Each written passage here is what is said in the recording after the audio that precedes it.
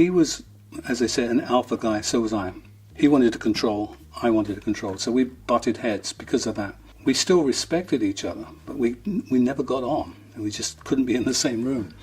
Ritchie Blackmore turned 80 with the same chilling poise he used to summon feedback from a Vox stack in 1972.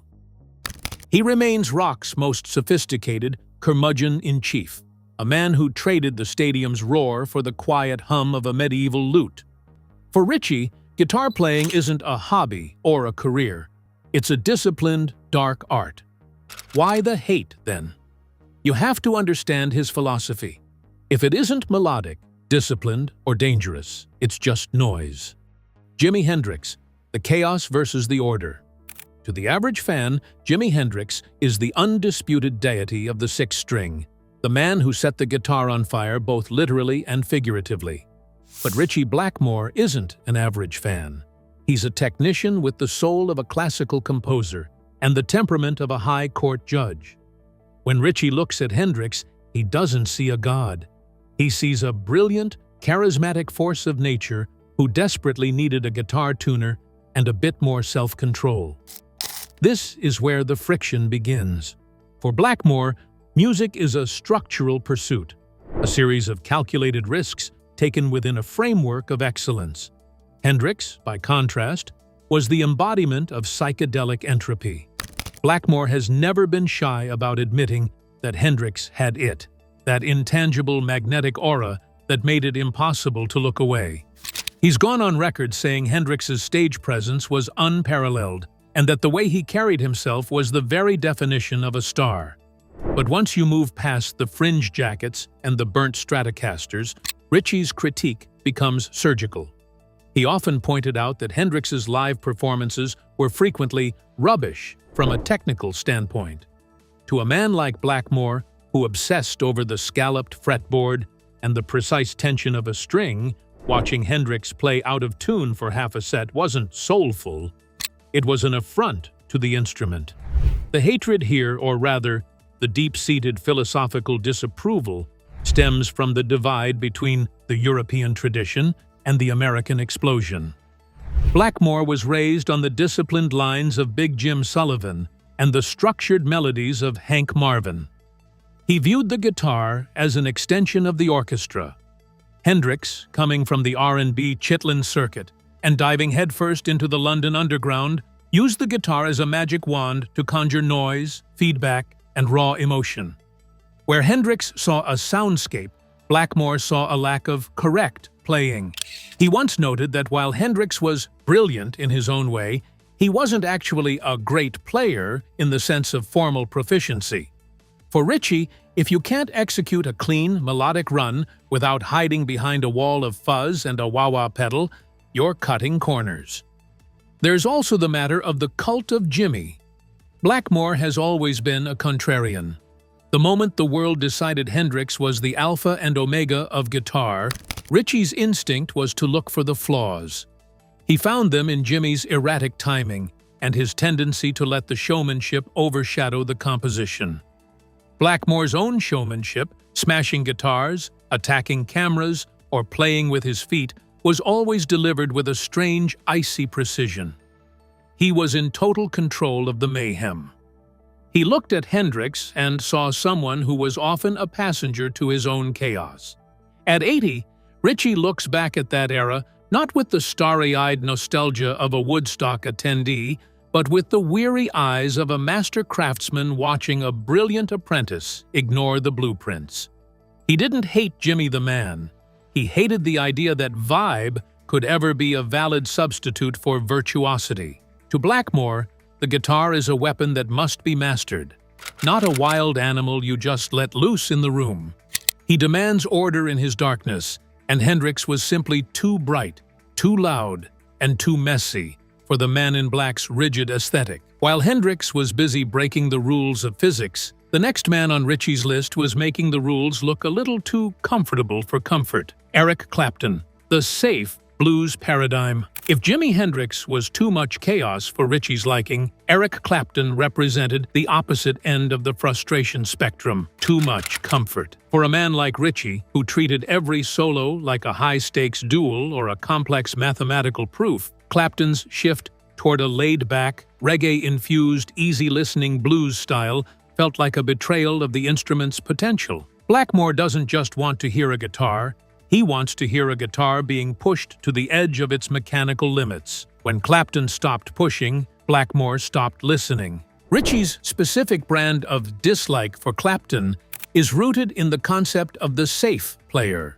In several candid interviews over the decades, Blackmore has acknowledged that Clapton was a pioneer during the Cream era. Those heavy, distorted blues rock excursions were something Ritchie could respect. But as Clapton moved into his solo career and embraced a smoother, more commercially palatable sound, Blackmore's interest evaporated. He famously noted that while Clapton is a very nice guy and a good singer, his guitar playing became sedentary. To Ritchie, the blues isn't just a pentatonic scale you can sleepwalk through, it's supposed to be an expression of tension. If there is no tension, there is no art. The technical divide here is massive. Blackmore is a master of the scalloped fretboard, a modification that allows for incredible finger vibrato and speed, because the wood is carved out from under the strings. This setup requires a light touch and extreme precision. Clapton, meanwhile, stuck to the traditional thick feel of the Stratocaster, playing with a heavy rhythmic hand that favored feeling over firepower. Blackmore has often scoffed at the idea that feeling is an excuse for technical stagnation. He views the guitar as a mountain to be climbed, and in his eyes, Clapton reached the base camp, looked at the view, and decided to set up a very profitable picnic. There is also the vibrato war. Blackmore's vibrato is wide, operatic, and aggressive. It's the sound of a man trying to make a piece of wood sound like a violin. He found Clapton's vibrato to be somewhat pedestrian, a standard blues shake that lacked the dramatic flair of the European classical tradition Ritchie holds dear. When you listen to Blackmore's work in Rainbow, you hear a man obsessed with the Phrygian dominant scale and Bach-like precision. When you listen to Clapton's 4/6/1 Ocean Boulevard, you hear a man who is very relaxed. For Ritchie, being relaxed is the ultimate sin in rock music. He believes you should be on at all times, projecting a sense of danger and authority. At 80, Blackmore looks at the legacy of the blues breakers and sees a path that became too well-trodden. He hates the generic nature that Clapton's influence spawned, the thousands of players who think that playing 3 notes with a bit of soul is enough to justify a career. To Ritchie, that's laziness disguised as taste. He demands a level of intensity that Clapton simply walked away from in favor of hit singles and acoustic ballads. Jimmy Page, the rivalry of the riff. If the 70s was a battlefield for the soul of British hard rock, Ritchie Blackmore and Jimmy Page were the two opposing generals, each entrenched in their own fortress. But while the public often lumped Deep Purple and Led Zeppelin together in the holy trinity of heavy metal, Blackmore's view of Page was far from fraternal. To Ritchie, Jimmy Page wasn't just a rival. He was a symbol of everything that could go wrong when a guitarist prioritized studio sorcery and image over the cold, hard discipline of the live stage. Blackmore's critique of Page is perhaps his most layered, fueled by a mix of professional competition and a fundamental disagreement on what constitutes great playing. The primary point of contention for Blackmore was Page's legendary and often criticized live sloppiness. Ritchie is a man who treats a live performance like a surgical procedure. He wants every note to have a sharp edge, every run to be intentional, and every improvisational flight to be grounded in a mastery of the fretboard. He famously remarked that while Page was a brilliant producer and a clever writer, his actual guitar playing often left much to be desired once the studio safety net was removed. In Blackmore's world, you are only as good as your last live solo. Watching Page stumble through the extended improvisations of Dazed and Confused wasn't rock and roll abandon to Ritchie. It was an amateurish lack of practice. There was also the Zeppelin shadow to contend with. Throughout the early 70s, Deep Purple was frequently outselling and out-touring Zeppelin in various territories, yet the press consistently anointed Page as the king of the riff. This rubbed the Man in Black the wrong way. Blackmore viewed himself as the more technically proficient musician, a man who studied classical theory and could trade lines with an organist like John Lord at breakneck speeds. He looked at Page's blues-based pentatonic heavy riffs and saw something relatively simple.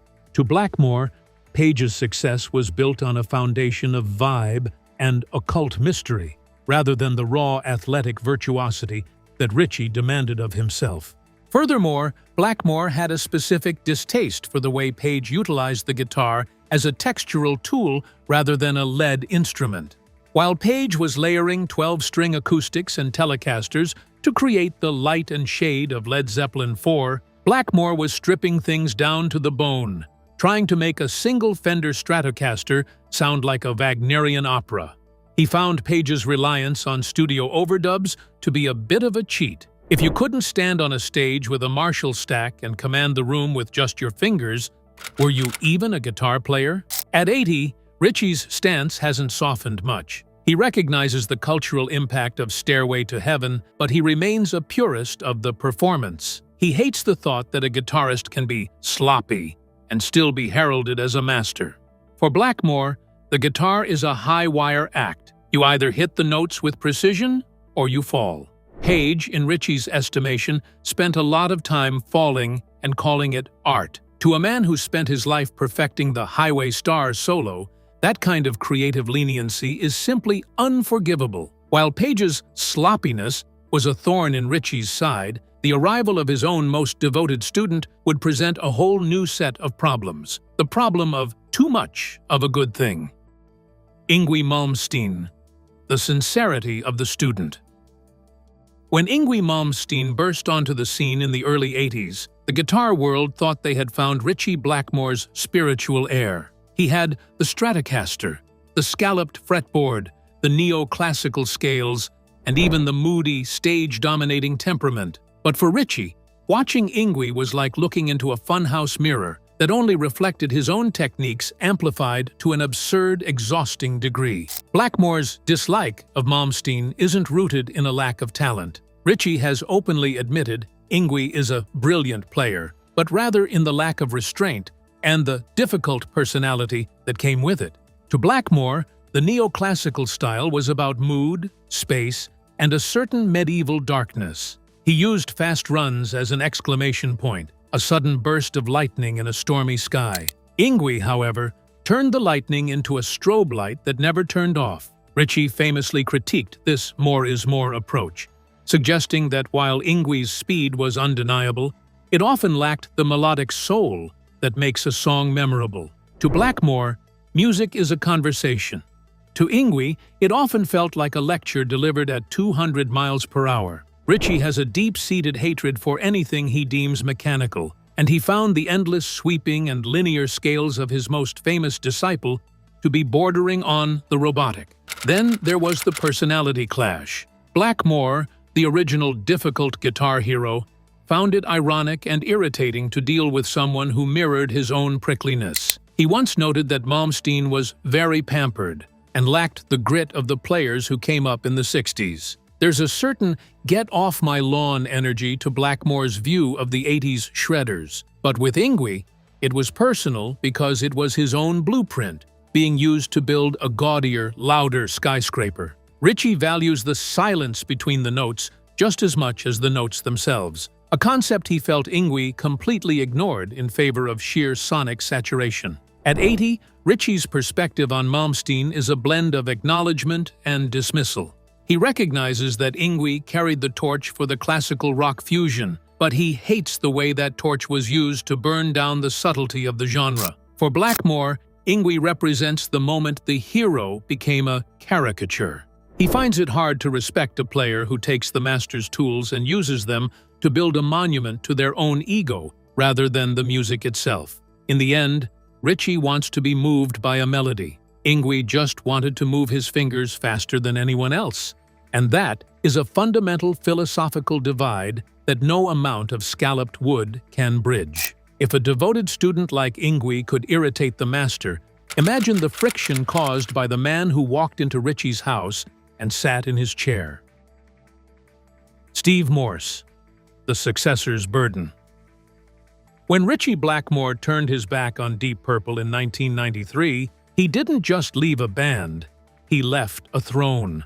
When Steve Morse stepped into that vacancy, he didn't try to wear Ritchie's crown, he brought his own, and that might be exactly what irked the man in black the most. Blackmore's dislike of Morse isn't a critique of Morse's technical ability, which is objectively staggering, but rather a fundamental rejection of Morse's musical DNA. Morse is a product of American jazz fusion, a player of terrifyingly clean alternate picking and sunshine-drenched major scales. To Ritchie, who dwells in the minor key shadows of the European tradition, Morse's style in Deep Purple was like putting a high-tech chrome bumper on a vintage Gothic cathedral. The friction here is deeply philosophical.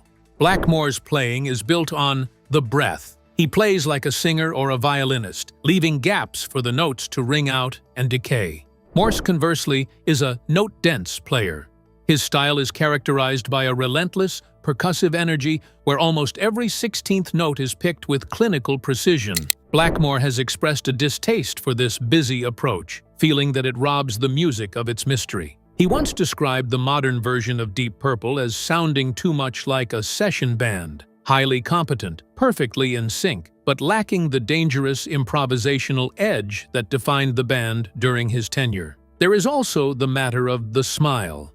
Steve Morse is famously one of the nicest, most professional men in rock, often seen smiling on stage and engaging with the audience. To Blackmore, who famously spent decades scowling at his bandmates and threatening to walk off stage if the vibe wasn't right, this joviality felt like a dilution of the rock star mythos. Ritchie believes in the man in black persona.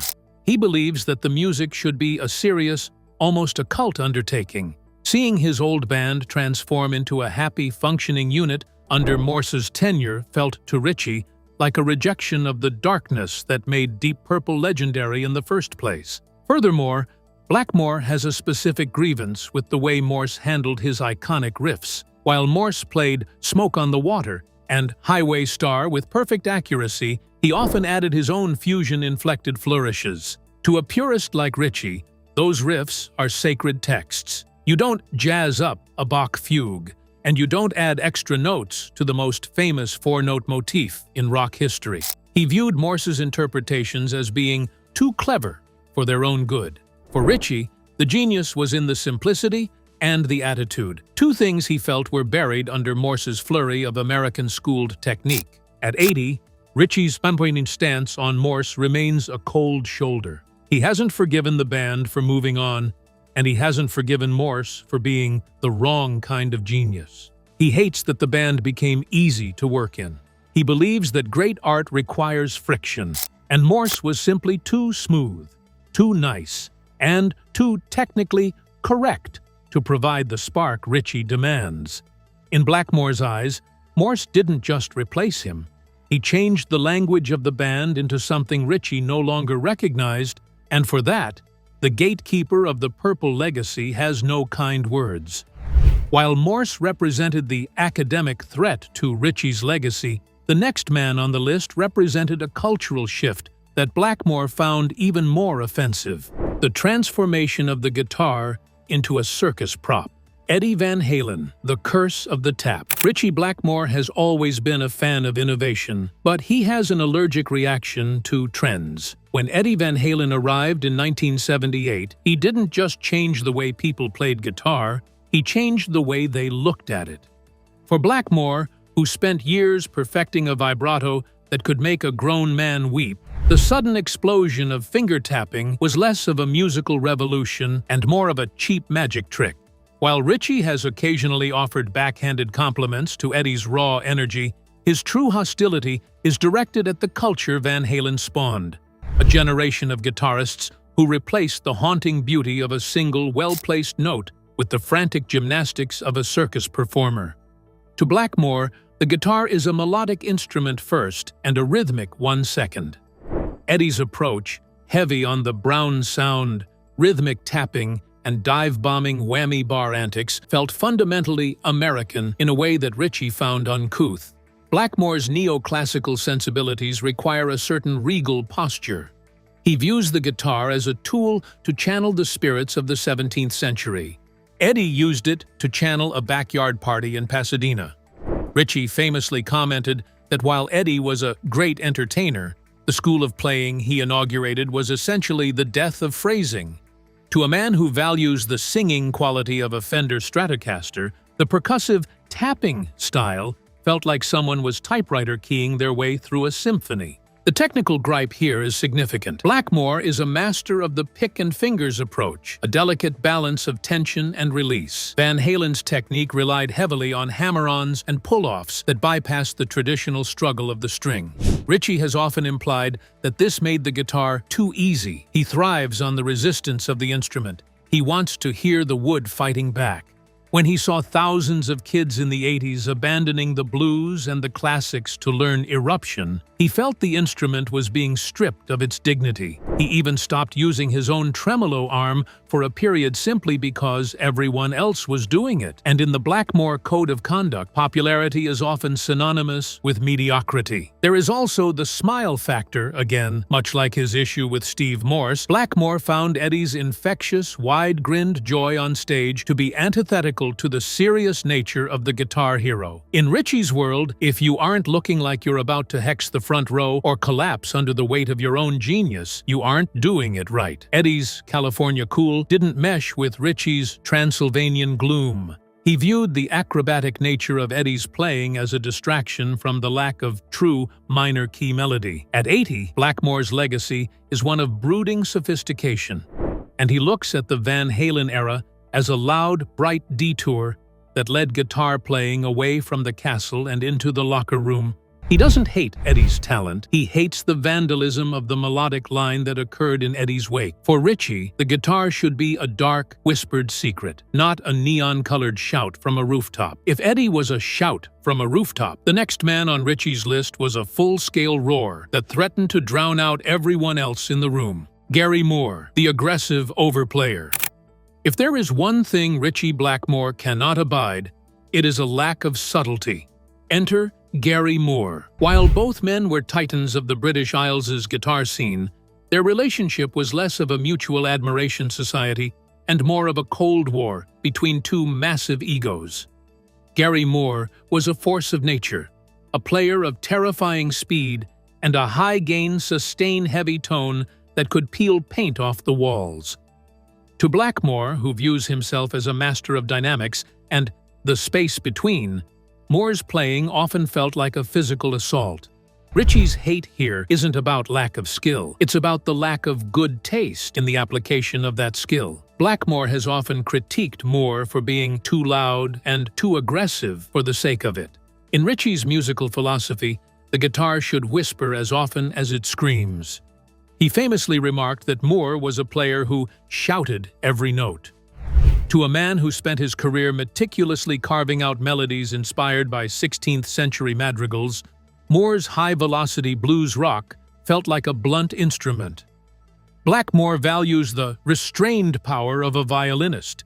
He felt Moore played like a heavyweight boxer. There is a specific technical disdain here. Blackmore believes that if you are always playing at 10, you have nowhere left to go, and you've effectively killed the listener's ability to feel the nuance of the composition. The rivalry was also personal. Both men were known for being notoriously difficult band leaders who didn't suffer fools gladly. This led to a natural repulsion, two similar poles of a magnet pushing away from each other. Blackmore once noted that while Moore was technically proficient, he lacked the vulnerability that makes a player great. For Ritchie, a solo should be a journey into the dark corners of the soul, full of hesitation and sudden bursts of light. He found Moore's playing to be too certain, too muscular, and ultimately, too obvious. Furthermore, Blackmore has a historical gripe with the way Moore transitioned into his blues-alive era.